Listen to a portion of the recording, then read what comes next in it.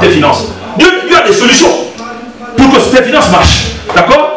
Ça ne marche pas dans ton foyer. Dieu a des solutions pour ton foyer. Ça ne marche pas dans la vie de tes enfants, de ta femme, de ton mari. Lis dans la Bible, il y a la réponse. Mais quand tu lis, il faut que tu sois attentif à la réponse que Dieu va te donner. De sorte que, une fois que tu as la clé, tu appliques ça immédiatement, tu n'attends pas. Écoutez le pasteur, mais écoutez la Bible surtout. Voilà. Ah, c'est important. Écoutez les seigneurs à gauche, à droite, à l'est, d'où vous les faites, mais écoutez la parole de Dieu. C'est pourquoi ne vous permettez pas de passer une journée sans ouvrir ce livre-là. Parce que ouvrir ce livre, c'est ouvrir la bouche de Dieu. Quand tu l'ouvres, même sans le vouloir, sans le comprendre, tu es en train de dire à Dieu, parle-moi Seigneur. Parle-moi, j'ai besoin de toi. Si j'étais très intelligent, si j'étais sage, je n'allais pas avoir besoin de toi. Mais c'est parce que la Bible dit que celui qui est sage à ses yeux soit fou pour qu'il devienne sage aux yeux de Dieu. De façon à ce que Dieu puisse te parler. Nous allons lire donc. Nous allons prendre notre Bible dans le livre de la Genèse, au tout premier chapitre, au sujet de la parole qui crée le miracle. La parole, notre parole. Là, je ne parle pas d'abord seulement de la parole de Dieu, mais je parle de notre parole. La parole qui est dans le bouche, elle crée le miracle dont tu as besoin. Elle est capable, n'est-ce pas, d'ouvrir les portes qui sont fermées. Elle est capable, cette parole-là, de bouleverser ton univers. Voilà pourquoi il est écrit que même là, quand nous prions, en fait, nous n'en rendons pas compte, mais prier, c'est quoi? C'est parler. Amen. Lorsque nous prions, nous parlons à Dieu. Alléluia. Oh, Genèse au chapitre 1. Vous allez vous rendre compte, je vais lire juste les 3 premiers versets. En principe, je devrais lire une bonne partie du chapitre. On va lire même, je vais commencer par les premiers versets. Ça, c'est les versets que nous connaissons tous. La Bible dit, au commencement, Dieu créa les cieux et la terre. Amen. Verset 2, et la terre était informe et vide. Retenez ça. La terre était informe et vide. Il y avait des ténèbres à la surface de l'abîme et l'Esprit de Dieu se mouvait au-dessus des eaux. Dieu dit que la lumière soit et la lumière fut. Amen. Dieu vit que la lumière était bonne et Dieu sépara la lumière avec les ténèbres. Dieu appela la lumière jour. Il appela les ténèbres nuit. Ainsi il y eut un soir et il y eut un matin. Ce fut le premier jour. Amen. Amen. Bon, là le pasteur nous amène nous à la parole qui crée.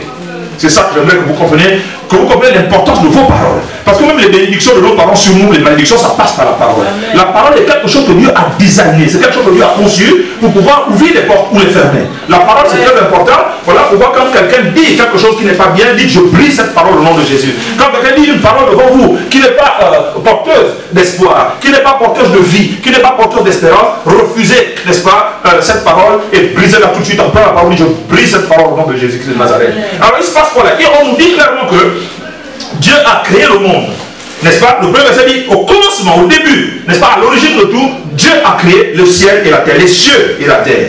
Alors comment l'a-t-il fait? C'est ça qui est important et intéressant dans ce passage. Regardez, le verset 3 dit, d'abord le verset 2 dit, la terre était sans forme, elle était informe, elle était vide, comme toute chose qu'on crée au départ. Il n'y avait rien. La terre que Dieu a créée, elle était informe. Il n'y avait pas de forme qu'elle a aujourd'hui, n'est-ce pas? Elle n'avait pas de forme, elle n'était pas belle, elle n'avait rien, n'est-ce pas? Et en plus du fait de n'avoir rien, elle était vide. Deux problèmes. Parfois qu'il y a dans la vie des uns et des autres, n'est-ce pas? C'est vide, il n'y a pas de forme, il n'y a pas de beauté. Je ne parle pas de la beauté esthétique, des cheveux bien faits, non, non. Dans la vie de l'individu, il y a du vide, il y a du désespoir, il y a du désenchantement, il y a quelque chose qui ne va pas. Et la personne ne comprend pas pourquoi ça ne va pas. Et la Bible dit, il y avait donc des ténèbres, c'est normal parce que c'était vide, il n'y avait rien, il y avait des ténèbres à la surface de l'abîme, n'est-ce pas? Mais, remarquez une chose que Dieu commence à nous donner comme secret. Il s'est passé quoi? L'Esprit de Dieu faisait quoi? Verset 2. L'Esprit de Dieu se mouvait au-dessus des eaux. Amen. Le verbe se mouvoir signifie bouger. Le verbe se mouvoir signifie que le Saint-Esprit n'était pas statique, debout comme non. Au-dessus de ce que Dieu était en train de créer, au-dessus du vide, au-dessus du désespoir, au-dessus du rien, l'Esprit de Dieu était là. Or, qui est l'Esprit de Dieu? La Bible déclare que Dieu est Esprit. Donc l'Esprit de Dieu, c'est Dieu. Et c'est cet esprit qui habite en toi, en moi, qui a fait qu'on croit et qu'on avance avec Dieu. Amen. Cet esprit-là est au-dessus de ce qui est vide, de ce qui est tordu, de ce qui est difficile, de ce qui est cassé. Vous comprenez ce que je dis jusque-là? Vous me suivez, hein? Soyez avec moi, hein? Soyez avec moi. L'esprit se planait au-dessus de la création de Dieu. Vous savez, la Bible dit quelque part que la terre qu'on voit, elle est tirée de l'eau. Et c'est démontré scientifiquement. C'est de l'eau que Dieu a tiré la terre. Donc quand il crée, c'est vide. Il y a des ténèbres, il n'y a rien de bon dedans. Mais Dieu ne s'est pas découragé. Pourquoi? Parce que l'Esprit de Dieu était là. Vous savez, l'Esprit de Dieu, c'est l'Esprit de la création. L'Esprit de Dieu, c'est l'Esprit qui invente. C'est l'Esprit qui crée même la réalité qui n'existe pas. L'Esprit de Dieu. Voilà pourquoi, qu'est-ce qui se passe? Ça, c'est le premier secret. Retenez, puisqu'on vient des enfants de Dieu, puisqu'on vient des chrétiens, on vient des croyants, sachez que l'Esprit de Dieu est avec vous. L'Esprit de Dieu est là et attend simplement quelque chose de vous. Il attend quelque chose de vous. Parce que c'est cet Esprit-là avec lequel Dieu a créé. Vous comprenez ce que j'ai dit? Amen. Le verset 3 dit quoi? Et Dieu dit. Vous comprenez ça? Dieu a créé les cieux et la terre au commencement. Ensuite, il y avait quoi? Il y avait du vide. Il y avait des ténèbres. Il y avait l'informe. Donc, c'était même pas beau à voir. C'était vraiment... le mot hébreu, c'est tohu-bohu. Le tohu-bohu en français, c'est vraiment ce qui est totalement informe. Il n'y a pas de deux. Mais, le verset 3 dit, Dieu dit. Et qu'est-ce qu'il a dit? Pour enlever quoi? Ce qui est au verset 2, là, il y a des ténèbres. Dieu dit que la lumière soit. Et la lumière fut. J'attire votre attention une première fois sur ce passage. Je vous engage chez vous à lire l'ensemble du chapitre. Vous allez vous rendre compte que dans ce chapitre 1 là de Genèse, il y a une dizaine de fois le verbe dire. Vous comprenez ce que je veux dire? Regardez, premier verset, le verset 3. Dieu dit, n'est-ce pas? Regardez le verset 6. Dieu dit. Regardez le verset 9. Dieu dit. Regardez le verset 11. Dieu dit. Je m'arrête un moment au verset 11. Il est écrit quoi au verset 11? Il dit, Dieu dit quoi? Que la terre produise la verdure. Il n'y avait rien. Il dit que la terre produise la verdure. N'est-ce pas? Que l'herbe portant de la semence, etc., etc. Dieu, vous vous rendez compte que Dieu passe son temps à dire pour créer. Le verset 14 dit quoi encore? Le verset 14. Dieu dit. Amen. Il faut bien sûr ça. Alléluia. Amen. Vous vous rendez compte, le verset 20, il est écrit quoi? Dieu dit. Amen. Amen. Et regardez même au verset 22, c'est toujours la même histoire. Dieu les bénit en disant. La bénédiction, c'est la parole. Hein? Dieu les bénit en disant. Amen. Amen. Et à partir du verset 24, il est encore écrit Dieu dit. N'est-ce pas? À partir du verset 26, il est encore écrit puis Dieu dit. Et vous pouvez vous amuser comme ça à regarder le verset 29. Dieu dit. Tout le chapitre 1, qui est le chapitre de la création, c'est un chapitre de la parole. Amen. La parole, Dieu a dit. Bon, c'est important. Or, la Bible nous dit quoi? Dans le livre des Éphésiens, chapitre 5, verset 1, la Bible dit soyez des imitateurs de Dieu. Vous comprenez ça? Amen. Imitez Dieu. C'est-à-dire faites comme Dieu fait. Vous comprenez ça? Amen. Donc, Dieu nous encourage à être des imitateurs de Dieu. Celui qui imite, c'est celui qui fait comme il a vu le maître faire. D'accord? Donc le maître a fait comme ça, le maître c'est Dieu. Donc la Bible nous dit imiter Dieu. Or Dieu a fait quoi? Dieu a parlé.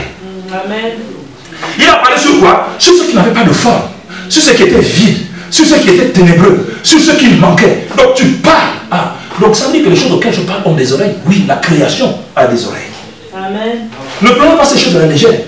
Les gens qui dominent le monde de la vie, c'est les gens qui connaissent et qui comprennent les règles spirituelles. C'est pour ça que même chez les sorciers, même ceux qui adorent le diable, ils ont ce livre-là. Et la Bible dit que les alliances nous ont été données. La connaissance divine, et c'est pour nous. Mais nous n'en profitons pas. C'est pourquoi parfois nos vies sont vides, justement, et ténébreuses. On ne comprend pas. Mais je prie, ça ne vient pas. Non. Il faut comprendre que dans la prière, la Bible parle de toutes sortes de prières. Faites en tout temps toutes sortes de prières. Ça veut dire qu'il y a des prières qu'on fait qui doivent être différentes d'autres types de prières. Là, par exemple, c'est une prière qui consiste à parler. C'est ce que j'appellerais la prière gouvernementale. Tu gouvernes, la prière créative. Tu dis que telle chose arrive. C'est-à-dire, il y a un moment où tu pries en langue, tu pries en français, tu pries dans une langue que tu maîtrises. À un moment donné, tu te lèves, tu dis, j'ordonne maintenant que telle chose arrive. Amen. J'ordonne maintenant que là où se trouve, il accepte Jésus et se convertisse. Je déclare maintenant que je change la position de ceux qui ne marchent pas dans ma vie et que ça marche au nom de Jésus. J'ordonne à cette maladie dont les médecins ont dit qu'elle est incurable, maintenant de guérir, de s'en aller, et j'appelle, alléluia, la santé dans ma vie. Amen. Soyez les imitateurs de Dieu. Amen. Donc nous voyons là, dans ce chapitre-là, et il faut le faire. Il ne s'agit pas seulement d'écouter ça à l'église, il faut les faire ça dans la maison. Il faut le faire. C'est comme ça que Dieu lui-même, qui en ouverture de la Bible pour créer le monde, alléluia, la Bible déclare que Dieu a parlé. Regardez un verset en Hébreu chapitre 11 verset 3, il est écrit que nous savons que c'est par la parole de Dieu que le monde a été créé. Amen. Vous entendez ça? C'est parce que Dieu a parlé que le monde a été créé. Amen. Vous comprenez ce que je dis là? Hébreu chapitre 11 verset 3, c'est par la parole que nous comprenons que le monde que nous voyons là, pas un autre, celui que nous voyons là, les trônes, les puissances, les autorités, tout a été créé par la parole de Dieu. Autrement dit, la parole est l'instrument de la création. La parole est l'outil de la création. C'est pour ça qu'à partir de maintenant, il faut que tu fasses très attention à ce qui franchit le seuil de ta bouche. Oui, toi tu es comme ton père, toi tu seras bête comme ta mère, toi de toute façon tu es dans la famille, là on ne se marie jamais. Tu vois, arrête de dire ça parce que la parole elle crée, je vais te le montrer. La Bible déclare, Hébreux chapitre 11, verset 3 déjà pour commencer à aller doucement. La Bible dit, c'est par la foi que nous reconnaissons que le monde a été formé par la parole de Dieu. En sorte que ce qu'on voit là n'a pas été fait des choses visibles. Vous comprenez ce que je veux dire? Le monde que nous voyons a été formé par la parole de Dieu. Vous savez, à force de répéter quelque chose en quoi vous croyez, cette chose va commencer de prendre vie. Amen. Il faut que tu apprennes à parler la parole de Dieu. Il faut que tu apprennes à parler par la foi. Apprends à dire ce que tu veux voir arriver dans ta vie. Comment? En ouvrant simplement ta bouche, que ce soit dans la prière, ou même tu es en train de marcher pour aller prendre le bus, tu dis je déclare, je proclame que dans ma vie, il se passe de bonnes choses. J'appelle les bonnes connexions au nom de Jésus. Je déclare que du nord, du sud, de l'est et de l'ouest, l'abondance m'arrive. Et la grâce de Dieu arrive. Vous comprenez ce que je dis là? Ce que je vous enseigne ici, il faut que vous l'appliquiez dans vos vies pour vivre les témoignages, parce que vous allez le vivre si vous croyez. Dites amen bien. Ah, oui. C'est ça, c'est comme ça que ça marche. Nous les enfants de Dieu, nous avons la règle du savoir et de la science dans la parole de Dieu. Et voilà une. La parole est créée. Donc, c'est par la parole de Dieu, n'est-ce pas, que Dieu a créé. Donc, Genèse nous montre comment le monde a été créé, comment Dieu opère. Pour qu'on limite, il faut qu'on comprenne comment il travaille. Comment il opère, n'est-ce pas? C'est surprenant de constater que pour créer le monde, justement, pour changer notre réalité, notre réel, Dieu utilise quelque chose qui nous paraît très simple. La parole, les mots. Amen. Donc attention à tes mots, n'est-ce pas? Amen. Il faut faire très attention à ce qui sort de ta bouche parce que ça contient, il y a une substance créative dans tes mots. Il y a une matière qui crée. Il y a un carburant qui fait fonctionner le plan de Dieu dans ta bouche. Amen. Amen. Il y a quelque dans ta bouche, il y a du trésor. Amen. Lisons Proverbe 18, 21. La Bible dit quoi? Proverbe chapitre 18, verset 21, il est écrit. Écoutez bien, hein? Si on prend Dieu au sérieux, on va avancer. Et on va transformer complètement notre vie, notre ministère, notre avenir, notre présent. Si on prend les règles de Dieu, les principes de Dieu au sérieux. La mort et la vie, Proverbe chapitre 18, verset 21, sont au pouvoir de la langue. Amen. Soyons intelligents. La mort et la vie sont au pouvoir de la langue. Quiconque, on n'a pas dit le chrétien, on n'a pas dit le noir, on n'a pas dit le blanc, on n'a pas dit l'intellectuel, on n'a pas dit celui qui n'a pas fait d'études, on n'a pas dit le grand ou le petit, le vieux ou l'ancien, on a dit quiconque. C'est-à-dire là où tu es là, n'importe qui, vous qui m'écoutez, quiconque aime sa langue en mangera les fruits. La Bible nous révèle dans le livre de Jacques que la langue est un instrument, un petit instrument dans la bouche qui est capable d'enflammer la vie. Vous comprenez ça? La langue est un petit instrument. La Bible dit que tout a été dompté. L'homme a dompté tous les bêtes fauves, les serpents, les reptiles, les dragons, que seul l'homme a été capable de dompter ces choses-là. Et la Bible déclare que même les grands navires qui voguent sur les mers, ils sont dirigés au gré d'un petit gouvernail. C'est-à-dire que ce sont des petits instruments comme ça de navigation, de pilotage. Il suffit qu'on les pilote, un navire de plusieurs tonnes est capable de prendre une direction pour aller là où on veut le gouverner. Il dit la langue, c'est comme ça. Dans notre existence. Nous sommes capables d'orienter notre vie en fonction de ce que nous faisons dire à notre langue. Parce qu'elle est capable d'enflammer les plans du diable contre nous. Elle est capable, n'est-ce pas, de réorienter notre existence. La langue. C'est pour ça que la vie est à son pouvoir. Elle a le pouvoir de donner la vie, la langue. Elle a le pouvoir de créer quelque chose qui n'existe pas. Elle a le pouvoir de changer les ténèbres. Alléluia. Elle a la capacité de se faire mouvoir. Mais quand tu pries, tu fais quoi? Tu ouvres la bouche, tu dis la langue. Vous comprenez ce que je dis là? Amen. Amen. Regardez le verset d'avant, le verset 20. Nous sommes toujours en Proverbe 18, le verset 20. La Bible dit, c'est du fruit de sa bouche que l'homme rassasie son corps. C'est du produit de ses lèvres qu'il se rassasie. Vous entendez ça? La langue. C'est le produit que... C'est-à-dire que la langue peut produire quelque chose, oui. Pourquoi avec certaines personnes tu ne t'entends pas? Parce que tu as eu à dire des choses mauvaises. Et là, ça a blessé les gens. La langue a la capacité de blesser. Elle a la capacité de reconstruire la langue. Elle a la capacité de te créer des amitiés. Elle a la capacité de donner, d'apporter du bonheur à la personne qui écoute. Certains d'entre vous êtes mariés, pourquoi? Parce que la langue est passée par là. Hein? Quand tu as parlé, tu as bougé le temps que ça a duré, mais tu as fini par être vaincu. La langue a du pouvoir. Et dis quand même bien. La langue a du pouvoir. Amen.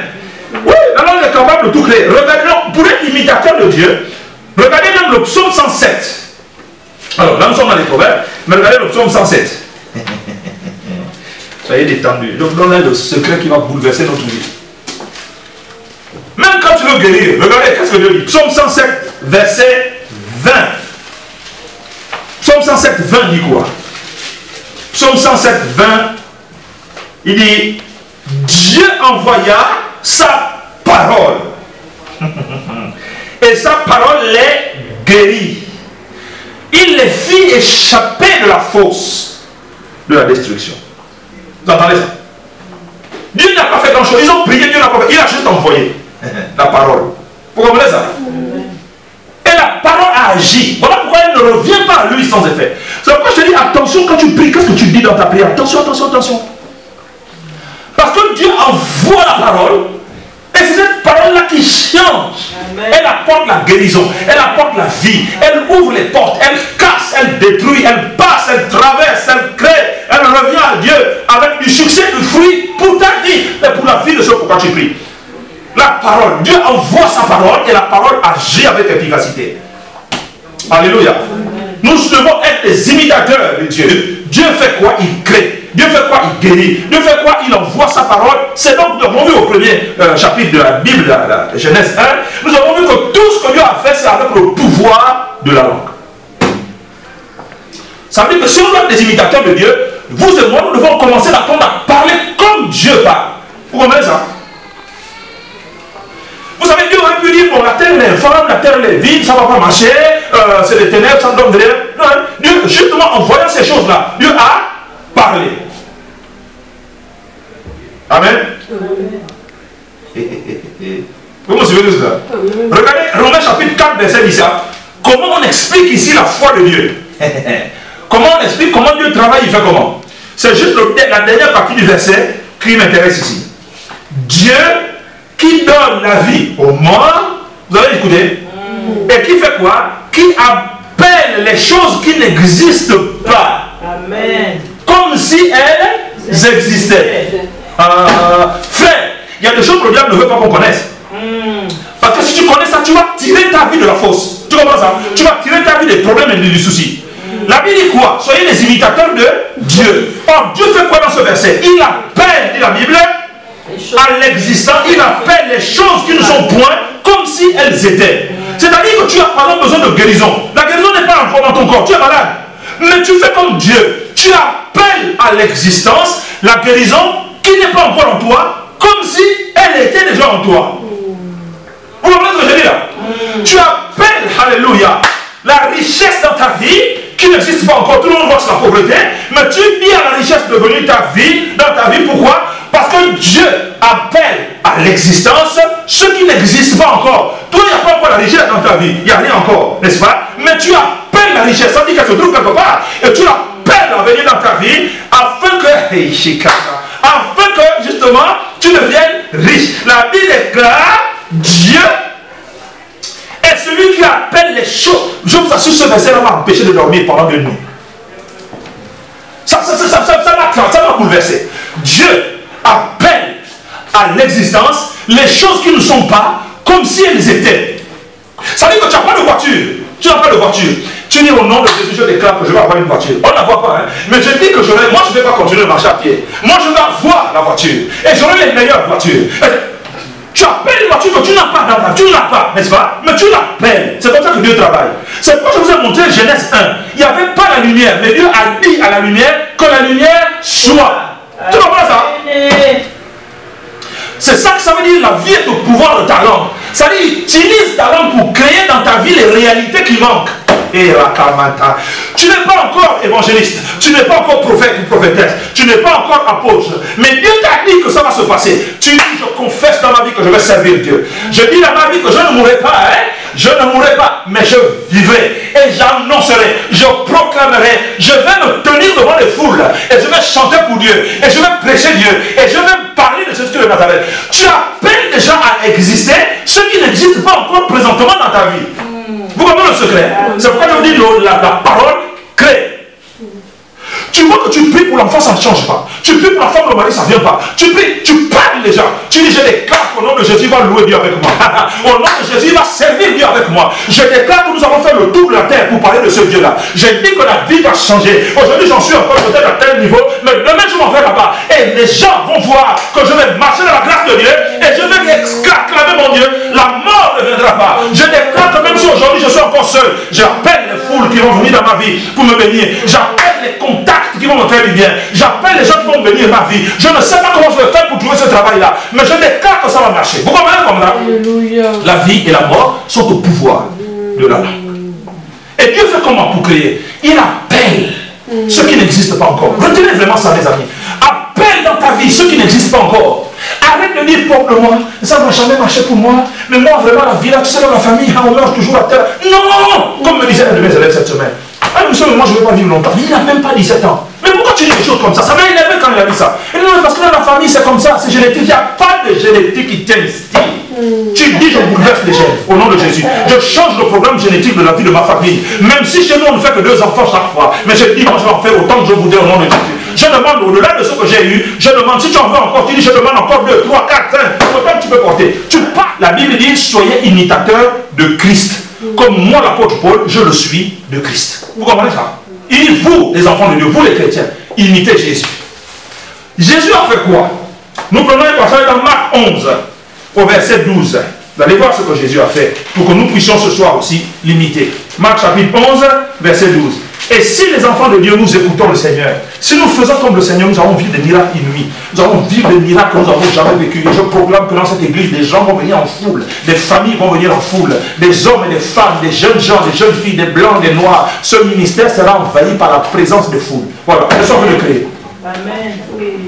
Je dis que dans ta vie, si tu n'arrivais pas à dormir au nom de Jésus, tu dors tranquille. Alléluia. Je n'ai même pas besoin ce soir de t'imposer les mains. Je dis, si tu n'arrivais pas à travailler, tu vas travailler. Si tu n'arrivais pas à avancer, tu vas avancer. Si tu n'arrivais pas à avoir des bonnes relations, je déclare que tu vas les avoir.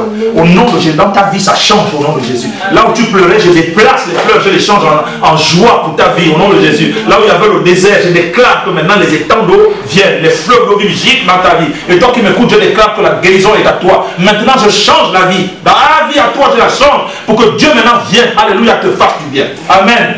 C'est comme ça, nous avons la parole, nous les enfants de Dieu. C'est pour ça que la Bible dit quelque part, nous avons la parole de la vie. La parole de la vie est dans ta bouche. Confesse-la, confesse-la, confesse-la, la parole de la vie. Amen. Confesse-la. Même dans ta prière, lève-toi, confesse-toi. Supplie Dieu. Alléluia. Rends des actions de grâce, mais à un moment donné, arrête et donne des ordres simplement. Amen. Et le lendemain, après qu'il fut sorti de Béthanie, il s'agit de Jésus et de ses disciples, Jésus eut faim. Amen. Amen. Apercevant de loin un figuier qui avait des feuilles, il alla voir s'il y trouverait quelque chose. Et il s'en étant approché, il ne trouva que des feuilles, car ce n'était pas encore la saison. Verset 14, prenant la parole, voyez la parole, prenant la parole, il dit que jamais personne ne mange de ton fruit. Et les disciples l'entendirent. Amen. Amen. Verset 20 maintenant, on sautera au verset 20. Le matin, en passant, les disciples virent le figuier séché jusqu'aux racines. Pierre, prenant la parole, se rappelant ce qui s'était passé, dit à Jésus, Rabbi, regarde le figuier que tu as maudit à sécher. Comment ça? En l'espace de 24 heures. Jésus a parlé juste à un arbre. Il faut qu'à partir d'aujourd'hui, nous nous rendions compte que la création, la nature a des oreilles, l'environnement entend. L'environnement est comme un être humain.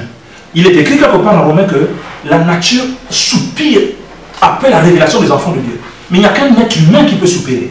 Il n'y a qu'un être vivant qui peut soupirer. La nature attend. Ah bon? Mais ça, c'est des caractères humains, ça. La nature attend la révélation des fils de Dieu. Que les fils de Dieu se révèlent. N'est-ce pas? Jésus parle au figuier. Il dit, puisque tu n'as pas de figue alors que j'ai envie d'en manger, que plus jamais personne ne mange de tes fruits. Il parle à qui? À un arbre. Mais tu vois, quelqu'un va me dire, mais il est insensé. Comment? L'arbre n'entend pas. Ah si, un arbre entend. La création entend. Il n'y a pas que les humains qui entendent. Les démons entendent. Les choses, les réalités invisibles là, qui sont contre toi là, elles entendent. C'est pourquoi il faut leur donner des anges. Quand Jésus dit il faut chasser les démons, mais tu fais ça comment? En parlant. Tu dis au démon, il dit je te chasse au nom de Jésus. Tu es en train de lui parler. Moïse tremblait, tiens-le par la queue. Il a tenu par la queue et le serpent est redevenu le bâton. Pourquoi je vous dis ça? Parce que le pouvoir spirituel qui commandait l'Égypte, c'est l'esprit du serpent. Vous comprenez ça? La domination spirituelle et sataniste de l'Égypte, c'était le serpent. Donc lui, il ne pouvait pas aller délivrer le peuple qui était en Égypte s'il n'avait pas vaincu ceux qui lui faisaient peur. Vous comprenez ce que je vous dis là? C'est une grande révélation. Il fallait d'abord qu'il domine sur ceux qui lui font peur pour qu'il puisse être capable d'aller délivrer un peuple qui est dominé par le serpent, spirituellement parlant. C'est pourquoi Dieu lui a dit, jette. Vous comprenez ce que je veux dire? Jette ton bâton. Quand il a jeté le serpent, il a fui, Dieu dit non, approche, attrape-le par la queue. Il fallait qu'il domine sa peur d'attraper le serpent par la queue et pour que le serpent devienne humain. Là, Dieu lui a dit, là, tu as vaincu, tu as gagné. Maintenant, tu vas aller vaincre le serpent qui est en Égypte, qui garde le peuple d'Israël sous domination. Donc, pense à ce qui te fait peur. Et à partir de ce soir, tu parles. Tu dis, le psaume chapitre 3, dit, je me couche et je m'endors dans la paix. Tu montres à l'ennemi que moi j'ai un Dieu. C'est fini, je prie, je fais ma prière, je dors. Non, même s'il crache le feu du diable, c'est pas ton problème. Tu n'as pas besoin de traîner ça, tu dis l'éternel.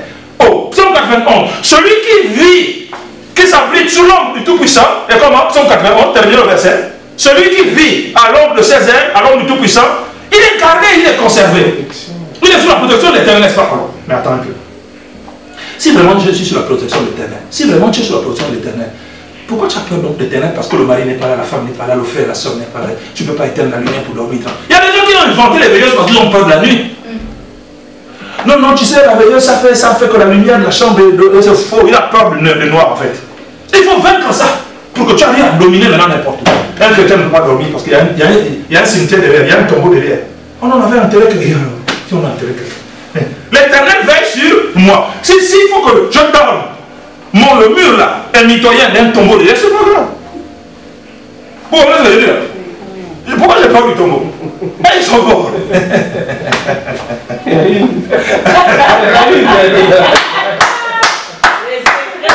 Amen. Nous pouvons avancer parce que Dieu est avec nous. Alléluia. On n'a pas peur de l'ennemi. Non. Oui, il faut que notre foi ait une réalité. Il faut qu'elle s'appuie sur ce qui est vrai. Il faut qu'on appuie notre vie sur ce qui est vrai. Amen. Donc soyez imitateurs de Jésus. Jésus a fait quoi? Il parle au figuier. Et la Bible dit que le lendemain, quand ils sont passés par le même endroit où Jésus avait mené le figuier, les disciples ont constaté que le figuier avait séché.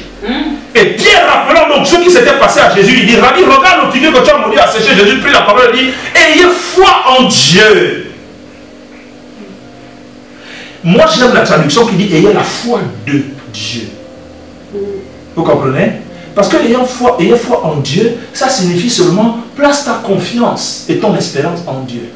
Or, quand tu dis ayez la foi de Dieu, tu dis ah bon, mais la foi de Dieu marche comment? Ça nous ramène Genèse 1. Dieu dit que la chose se fasse, elle se fait. Ça nous ramène à Romains chapitre 4, verset 17 qu'on a lu. Dieu appelle à l'existence les choses qui n'existent pas comme si elles existaient.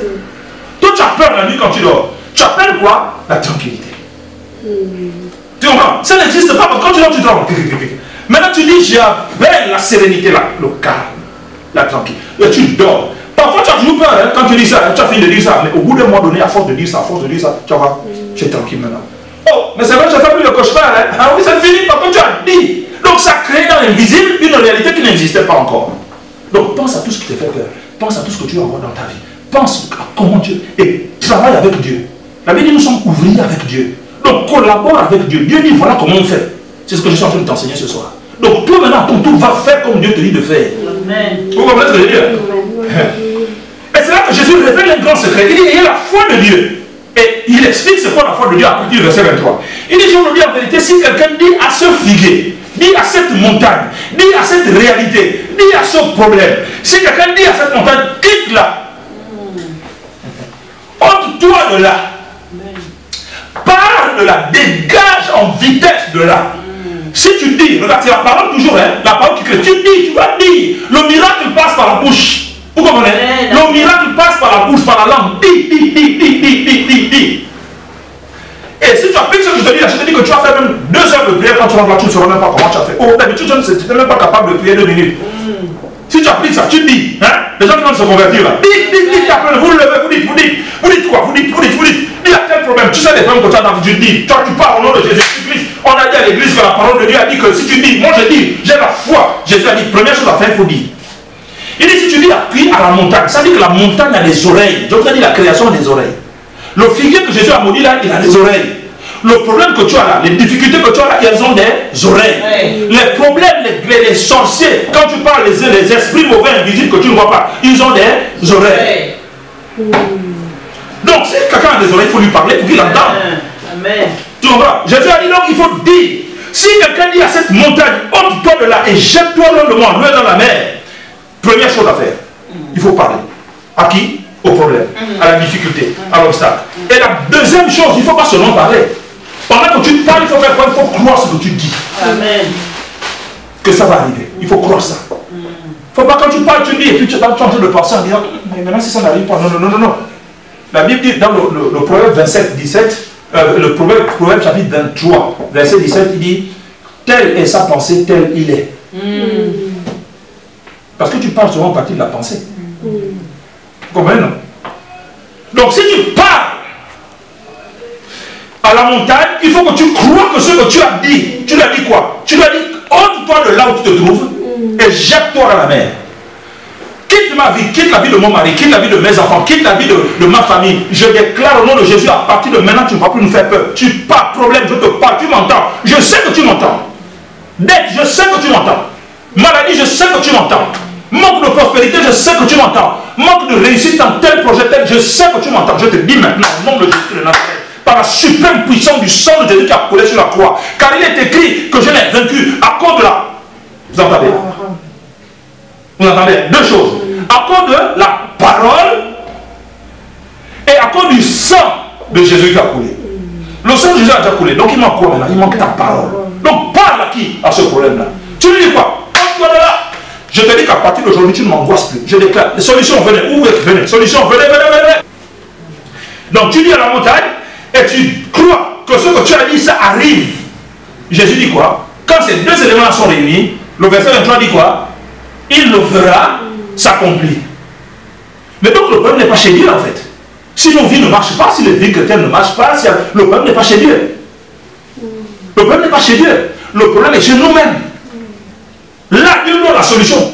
Le titre de cette prédication, c'est que ta parole, elle peut créer le miracle que tu attends.